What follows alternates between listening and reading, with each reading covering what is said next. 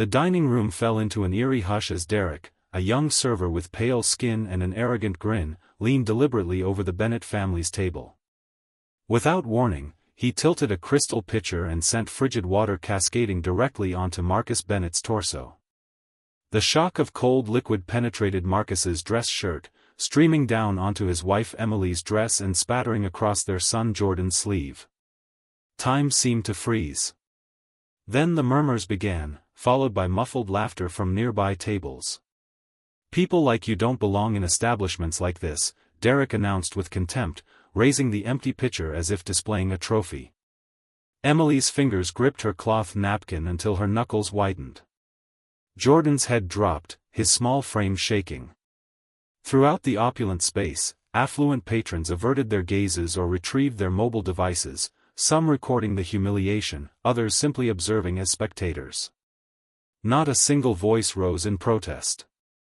Marcus remained motionless, his gaze steady yet penetrating as he surveyed the room. His saturated shirt adhered to his body, while a family portrait that had slipped from his jacket now rested image down on the gleaming floor. Yet he offered no immediate response. His moment would come. Before we continue, drop a comment telling us where you're watching from right now. And if you believe stories about standing up to injustice deserve to be shared, hit that subscribe button, you won't want to miss what happens next. At the establishment's bar, a woman, the restaurant's general manager, became rigid when her eyes found Marcus's features. Her demeanor transformed from bewilderment to absolute horror. Derek, completely unaware, released a low chuckle. "Customers like your family rarely remain here long," he muttered before pivoting away. Marcus bent down slowly, retrieving the photograph with gentle fingers, wiping away the moisture. His jaw clenched, but when he spoke, his tone was measured and controlled. "This matter is far from concluded," he stated quietly, the words meant primarily for himself. The freezing water continued to chill Marcus's skin as he guided Emily and Jordan toward a secluded area near the entrance. His thumb traced the photograph's surface. The corners had buckled, the ink slightly blurred, but the images remained visible: Emily's radiant smile, Jordan's gap-toothed grin, and himself in the background wearing a chef's uniform. A painful recollection surfaced unbidden: the previous time an upscale restaurant had degraded him, years earlier when he was merely a kitchen worker with aspirations exceeding his earnings.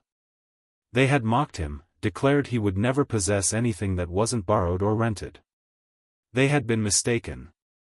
Across the dining area, the manager, the same woman who had fallen silent moments before, rushed toward them, her footsteps echoing against the marble flooring, her features tense with anxious recognition. "Marcus," she exhaled, her eyes shifting between his face and the damp stain spreading across his clothing. I wasn't aware you were." "You employed Derek, I presume," Marcus interjected softly, his voice measured yet underlaid with quiet intensity. She swallowed visibly, glancing around as patrons continued their hushed conversations. The burden of understanding settled across her expression. Behind them, Derek reappeared, his smugness intact. "Is there an issue? They can dine somewhere more appropriate." Marcus reached into his jacket, extracting a refined black leather wallet. From within, he produced a card, one nobody in that room had anticipated seeing. The restaurant's ambient noise evaporated as Marcus stepped back toward the dining room center. Every face turned as he elevated the business card, placing it deliberately on the closest table where all could observe it. Embossed across the pristine surface, one name shimmered in gold lettering: Marcus Bennett, founder and CEO, Bennett Dining Group. The atmosphere transformed instantly. The manager's complexion turned scarlet.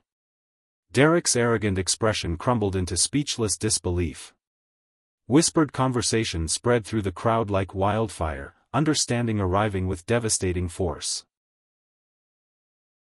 Marcus's voice sliced through the charged silence, unwavering and articulate. "I am the owner of this establishment. I own the location downtown. I own the 6 others you've likely never visited," he stated, his gaze fixed on Derek. The server stumbled backward, his mouth working soundlessly, unable to form coherent words. However, Marcus continued, "I'm not here to terminate anyone's employment." He redirected his attention to the manager. "But I mandate that this entire staff, including him, undergo comprehensive ethics and anti-discrimination training, commencing tomorrow." Derek's face drained of color. The manager nodded frantically, understanding the mercy being extended.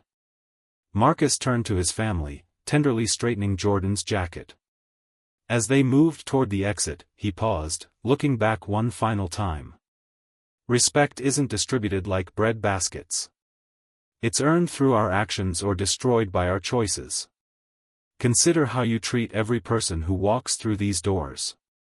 With those words, they departed, leaving the restaurant, and its profound lesson, suspended in the silent air. Marcus's story teaches us something essential: genuine transformation doesn't emerge from vengeance.